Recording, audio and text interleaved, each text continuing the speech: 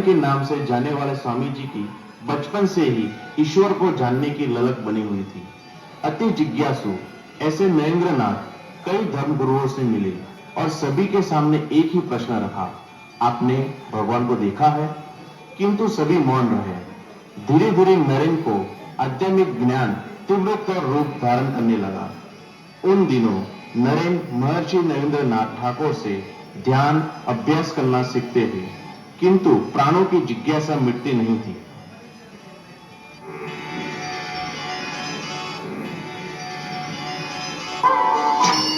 हे भगवान, मैं कहां जाऊं? कौन मुझे आपके दर्शन करवा सकता है? मैं पागल हो जाऊंगा। हे प्रभु मुझे दर्शन दो। मुझे आपके होने का प्रमाण चाहिए, वरना मैं अपने आप को नष्ट कर दूंगा। मुझे रास्ता दिखाओ, मुझे रास्ता दिखाओ ईश्वर, मुझे रास्ता दिखाओ। नरेन, नरेन, सुनो, আমি दक्षिणेश्वर যাচ্ছি। मैं दक्षिणेश्वर जा रहा हूँ। साथ में हरि और राम भी आ रहे हैं। तुम ये आस्ते चाहोगी? तुम आना चाहते हो? दक्षिणेश्वर? अरे नरेन, भूल गए क्या? उस दिन तूने मेरे घर पे आके गाना गाया था। वो रामकृष्ण परमहंस जी को कितना पसंद आया था और उन्होंने कहा था कि जब भी मैं दक्षिणेश्वर आना चाहूं तो तुम्हें अपने साथ लेकर आऊं। तो चलो हम दक्षिणेश्वर जाते हैं।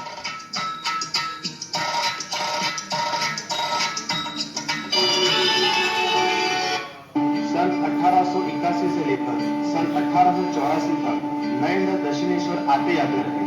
इस बीच नरेंद्र का मन पाश्चात्य भौतिकवाद और दक्षिणेश्वर के अध्यात्मवाद के मध्य डोलता था। लेकिन जब पहली दफा अपने मित्रों के साथ नरेंद्र दक्षिणेश्वर रामकृष्ण परमहंस से मिलने गए, तब उन्हें देखते ही जैसे नरेंद्र के मन में समुद्र मंथन शुरू हो गया। उनके मन में आकांक्षाएं मंडराने लगी कि कहीं रामकृष्ण जी भी उनके प्रश्न का संतुष्टिपूर्ण उत्तर न दे सके, तब क्या होगा। मन में चलते द्वंद को दबाते हुए उन्होंने भी रामकृष्ण जी से पूछा कि क्या आपने ईश्वर को देखा है? और वहां पर नरेंद्र ने भी रामकृष्ण जी की वाणी में झलकते विश्वास का स्पष्ट अनुभव किया।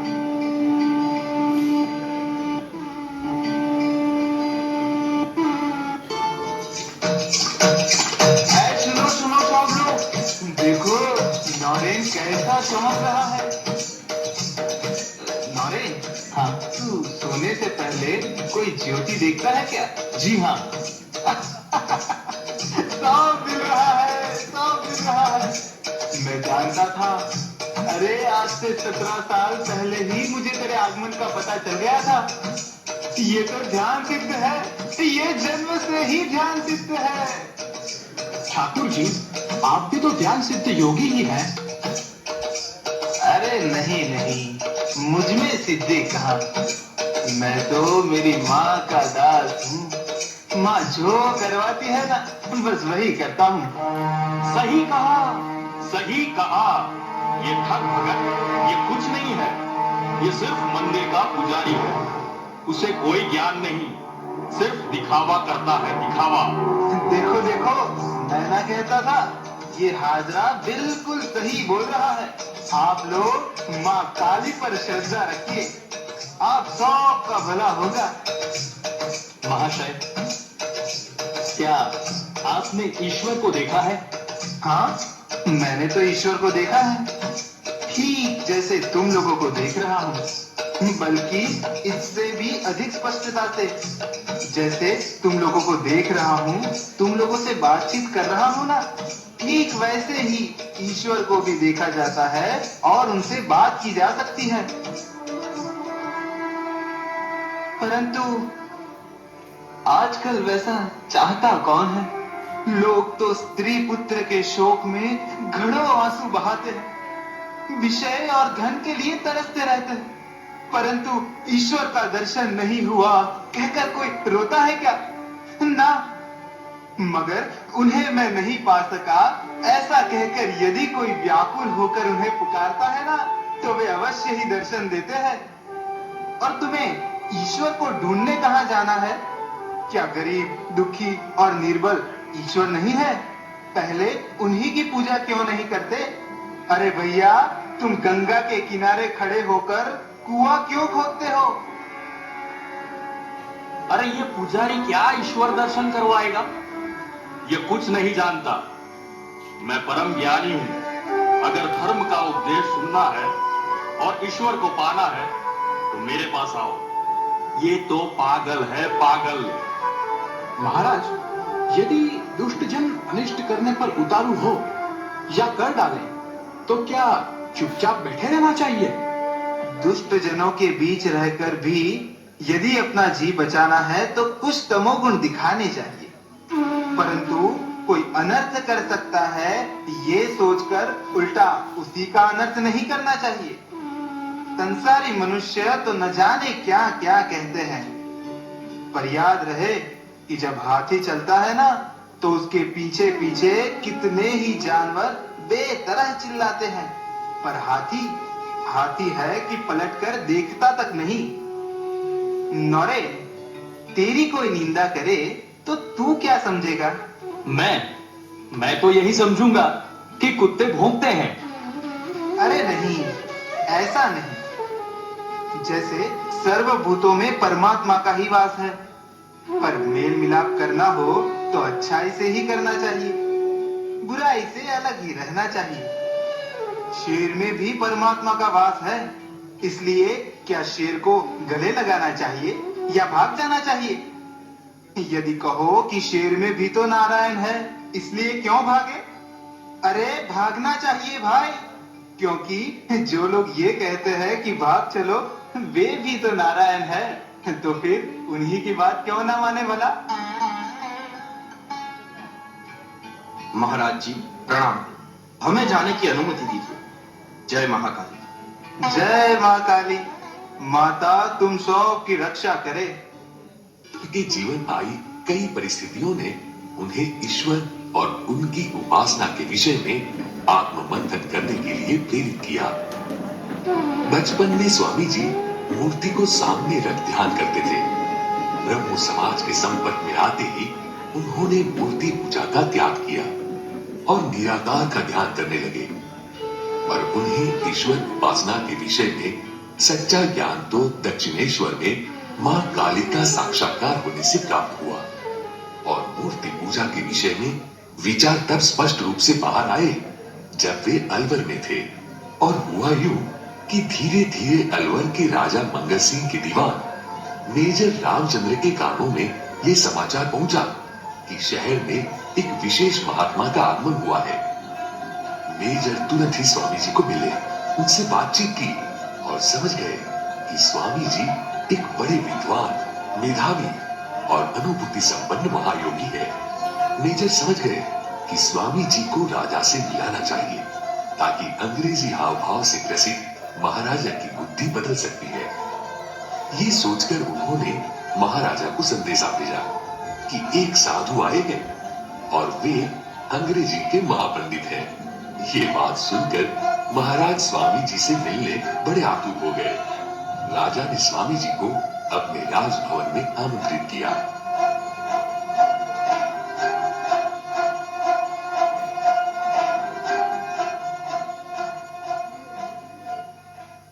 स्वामी जी, सुना है कि आप बहुत बड़े पंडित हैं और आप बड़ी आसानी से ढेर सारा पैसा कमा सकते हैं, मगर ऐसा न करके आप भीख मांगने क्यों निकले हैं?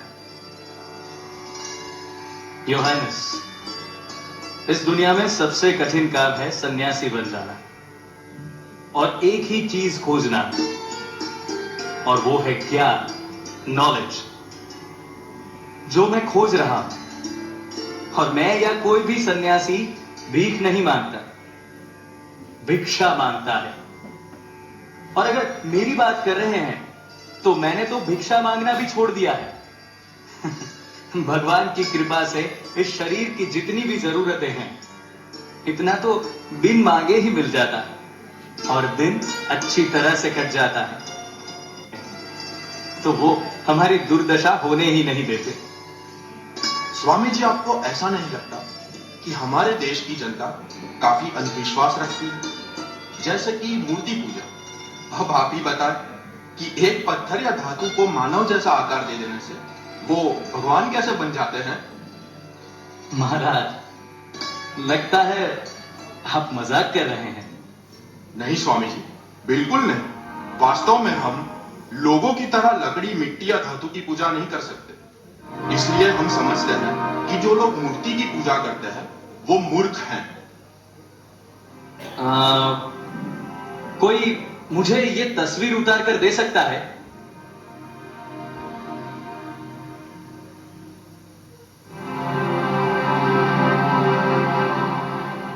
हाँ, धन्यवाद। ये तस्वीर किसकी है? हमारे महाराज की है। क्यों? तो दीवान जी, अब आप इस तस्वीर पर थूकिए। घबराइए मत, मैं कहता हूं, इस तस्वीर पर थूकिए। स्वामी जी, ये आप क्या कह रहे हैं? ये तस्वीर महाराज की है और आप हमें उस पर थूकने के लिए कह रहे हैं? तो क्या हुआ? महाराज तो हमारे सामने बैठे हैं। वो शरीर के साथ इस तस्वीर में तो नहीं? इसके भीतर महाराज का हाड़ मांस या खून तो नहीं है ना? तो फिर इस तस्वीर पर थूकने में आप लोगों को क्या हर्ज है? स्वामी जी, ऐसी घिनौनी हरकत हम कैसे कर सकते हैं? हमारे लिए स्वयं महाराज या उनकी तस्वीर सभी पूजनीय है।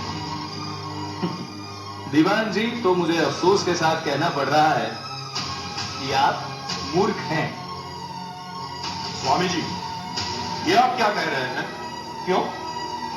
महाराज, आप ही ने तो कहा कि जो लोग कागज, पत्थर, धातु या लकड़ी की पूजा करते हैं वो मूर्ख हैं।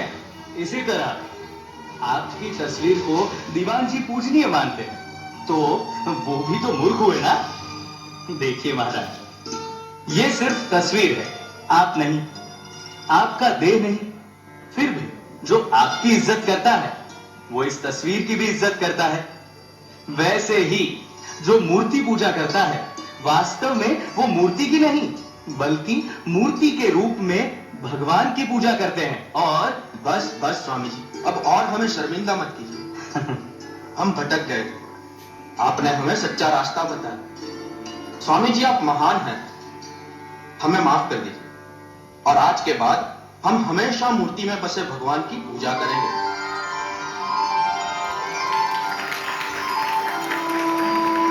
स्वामी जी की अमेरिका जाने की समस्या लगभग खत्म हो गई थी। सबकी मदद से जरूरत भर का पैसा इकट्ठा हो गया था। खेतड़ी के राजा ने भी काफी इंतजाम कर दिया था। इसीलिए स्वामी जी के मना करने के बावजूद मुंशी जी ने स्वामी जी के लिए रेशमी कपड़े की पोशाक, अलखल्ला और पगड़ी बनवा दी थी। वह 1893 की 31 मई का दिन था। परिव्राजक सन्यासी की तरह घूमते हुए उन्होंने कई नामों का इस्तेमाल किया था, लेकिन अमेरिका जाते हुए एक नाम निश्चित किया था, स्वामी विवेकानंद। उम्मीद ये थी कि इतने दिनों के बाद उनका सपना सच होने जा रहा था। वो सच में भारत के संदेश का प्रचार करके अपने और दुनिया भर के देशों का भला करने जा रहे थे। स्वामी जी के हृदय में तब एक नए उत्साह का संचार हुआ। अब इस विषय में उन्हें कोई संदेह नहीं रह गया था कि भगवान ही उनका हाथ पकड़कर ले चल रहे हैं। अतः अपनी सफलता के बारे में निश्चिंत होकर वे एक ऋषि की दृष्टि से भविष्य की ओर देखते रहे। श्रीमती हेल के साथ वे महासभा के कार्यालय में पहुंचे। वहां उन्होंने प्राध्यापक राइट का दिया हुआ परिचय पत्र दिखाया और बिना कुछ कहे सुने ही प्रतिनिधि के रूप में स्वीकृत हुए। 11 सितंबर 1893, Monday morning 10 AM, hall of Columbus, art institute, Chicago, United states of America. धर्म महासभा का अधिवेशन। Pleasure and privilege to now introduce a Hindu monk from the pious holy land of India to enlighten us with his knowledge on religion and spirituality. Please welcome Swami Vivekananda.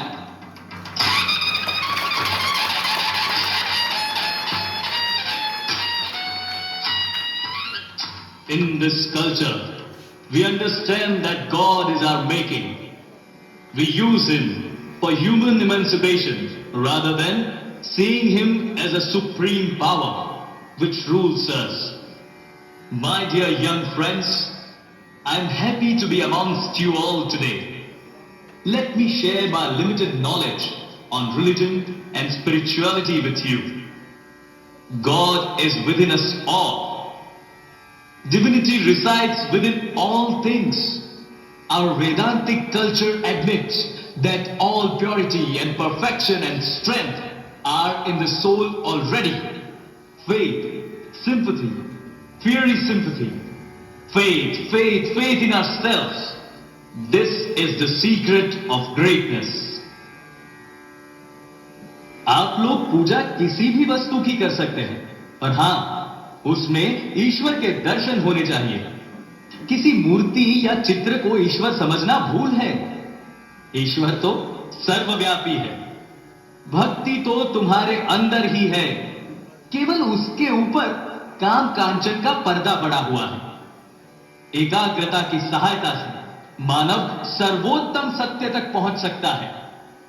स्वयं पर विश्वास हो तो मानव कभी विचलित नहीं हो सकता. जब आप खुद को पहचान लेते हो, तब ईश्वर को अपने अंदर ढूंढ लेते हो. मेरे गुरुजी कहते थे, लोटा भी ईश्वर है और कटोरी भी ईश्वर है. हम सभी में ईश्वर है और हम सभी ईश्वर का ही अंश है. Never quarrel about religion. All quarrels and disputes concerning religion simply show that spirituality is not present.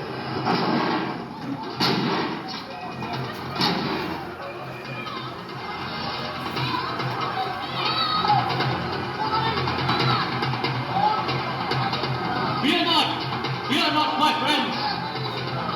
Ruko. Why do you fear? घबराओ मत. The moment you fear, you are nobody. It is fear that is the root cause of misery in this world today. Fear alone is the cause of all superstitions. And it is fearlessness that brings heaven in a moment. All powers are within you. You can do anything and everything. Stand up and express the divinity within you. Believe in yourself. Arise, awake, and stop not till the goal is achieved. उठो, जागो तथा लक्ष्य प्राप्ति होने तक रुको मत.